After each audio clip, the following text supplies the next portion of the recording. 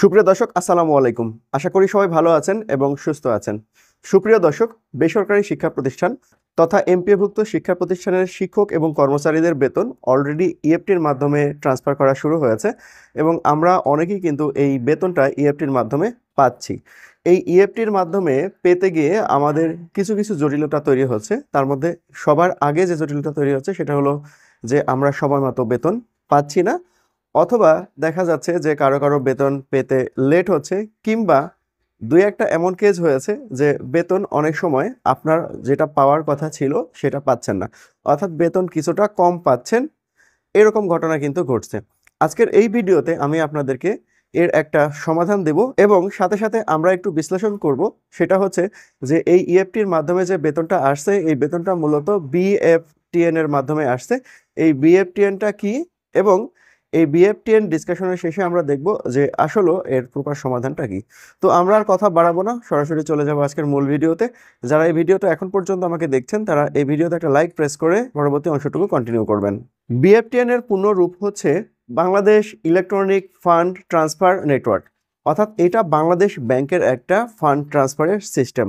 তো আমরা যারা এই নেটওয়ার্কের মাধ্যমে টাকা পাচ্ছি তারা কিভাবে টাকাটা পাচ্ছি? ধরুন, শিক্ষা মন্ত্রণালয় প্রথমে টাকাটা আইবাসকে দিচ্ছে, অর্থাৎ আইবাস একটা সফটওয়্যার। সেটা মূলত বাংলাদেশের যারা পেশাজীবী আছেন, বিশেষ করে সরকারি চাকরিজীবী আছেন, তাদের বেতন ট্রান্সফারের একটা সফটওয়্যার, সেটা হলো আইবাস। এই আইবাসের কাছে টাকাটা দেয়া হয়ে থাকে। এই আইবাস থেকে তখন টাকাটা বিএফটিএন এর মাধ্যমে যে সমস্ত সরকারি চাকরিজীবী রয়েছেন, এবং সরকারি চাকরিজীবী বললে শুধু হবে না, এখন কিন্তু আমরাও ওই তার মধ্যে পড়ে গেলাম, যদিও আমরা সরকারি না, তবুও আমাদের বেতন কাঠামো বা বেতনের যে পরিষেবাটা সেটা কিন্তু আইবাসের অন্তর্ভুক্ত হয়ে গিয়েছে। অর্থাৎ আইবাস সফটওয়্যারের মাধ্যমে কিন্তু আমরা বেতনটা পাবো। তো যে বিষয়টা নিয়ে কথা বলছিলাম সেটা হচ্ছে, আমি আবারও একটু রিপিট করছি, সেটা হচ্ছে প্রথমে টাকাটা আইবাসের কাছে ট্রান্সফার করে শিক্ষা মন্ত্রণালয়। শিক্ষা মন্ত্রণালয় ভুলভাবে অর্থ মন্ত্রণালয়। অর্থ মন্ত্রণালয় থেকে টাকাটা আইবাসের কাছে যায় এবং আইবাস থেকে এই টাকাটা বিএফটিএন এর মাধ্যমে সারা দেশের যে সমস্ত জব হোল্ডার রয়েছেন বা সুবিধাভোগী রয়েছেন তাদের অ্যাকাউন্টে ট্রান্সফার করা হয়ে থাকে। এখন এই বিএফটিএনটা মূলত কাজ করে থাকে একভাবে, সেটা হচ্ছে যে যখন টাকাটা বিএফটিএন এর মাধ্যমে সেন্ড করা হয় তখন বাংলাদেশ ব্যাংক যেহেতু এর রক্ষক, সুতরাং বাংলাদেশ ব্যাংক এটা দেখাশোনা করে থাকে এবং প্রত্যেকটা অ্যাকাউন্টে টাকা পাঠানোর পূর্বে বাংলাদেশ ব্যাংক ম্যানুয়ালি এই অ্যাকাউন্টটা চেক করে থাকে যে সব কিছু ইনফরমেশন ঠিক আছে কিনা। যদি সমস্ত ইনফরমেশন ঠিক থাকে তখন বাংলাদেশ থেকে এই অর্থটা ছাড় করা হয়, এবং যখন অর্থটা ছাড় করা হয় কেবল তখনই কিন্তু টাকাটা, এই যে স্যালারি যে টাকাটা, এই টাকাটা আপনার ব্যাংক অ্যাকাউন্টে ঢুকে।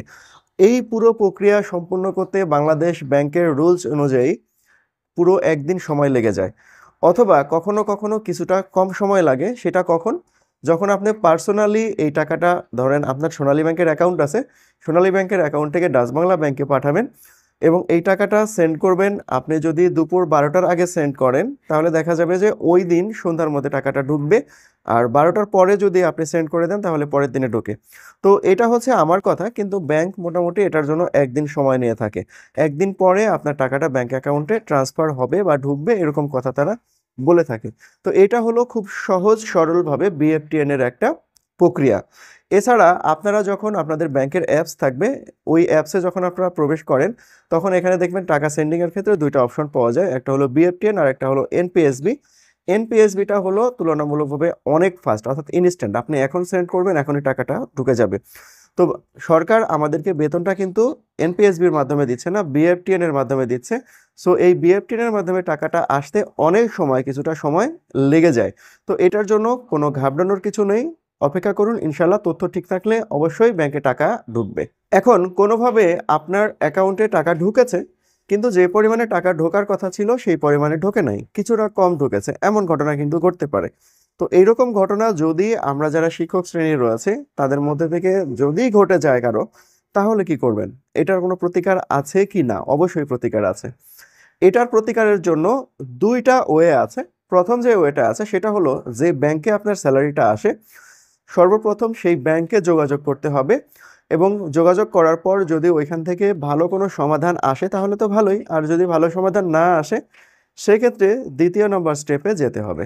আর দ্বিতীয় নাম্বার স্টেপে যাওয়ার জন্য আপনাকে একটা মেল পাঠাতে হবে, আর এই মেলটা স্ক্রিনে দেখানো যে ঠিকানাটা দিলাম এই ঠিকানায় একটা অভিযোগ করবেন, এবং অভিযোগটা অবশ্যই আপনার প্রতিষ্ঠানের প্যাডে করবেন।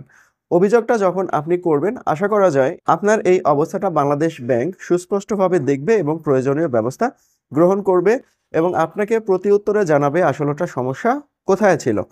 এখন এইখানে কেস আরেকটা ঘটনা ঘটতে পারে, সেটা হলো আপনি যখন ইএফটিতে ডাটা ইনফরমেশন দিয়েছিলেন বা ইনপুট দিয়েছিলেন, ওই জায়গাতে কোনো ভুল আছে কিনা সেটা কিন্তু আপনি সবার আগে নিশ্চিত হয়ে নেবেন। যদি ওই জায়গাতে ভুল থাকে তাহলে ভুলটা কিন্তু আপনার ভাই, আর যদি আপনার ভুল না থাকে তাহলে কিন্তু বাংলাদেশ ব্যাংক এর দায়ভার বহন করবে, এবং আপনার এই সমস্যাটা সমাধান করার জন্য প্রয়োজনীয় ব্যবস্থা কিন্তু তারা 100তে 100% নেবে। তো এটা নিয়ে আসলে আপনারা টেনশন করবেন না, শুধু একটু প্রক্রিয়াটা ফলো করে কিছুদিন অপেক্ষা করুন, হয়তো বেতনটা পেতে কিছুটা সময় লাগতে পারে, বাট আপনি বেতন পাবেন এটা নিশ্চিত। তো আজকের এই ভিডিওটা ছিল এতটুকুই। ভিডিওটা কেমন লাগলো অবশ্যই কমেন্টে জানাবেন, আর যদি এমন ভিডিও আরও বেশি পেতে চান তাহলে এই চ্যানেলটা সাবস্ক্রাইব করবেন। সবাই ভালো থাকবেন, সবাইকে অনেক ধন্যবাদ।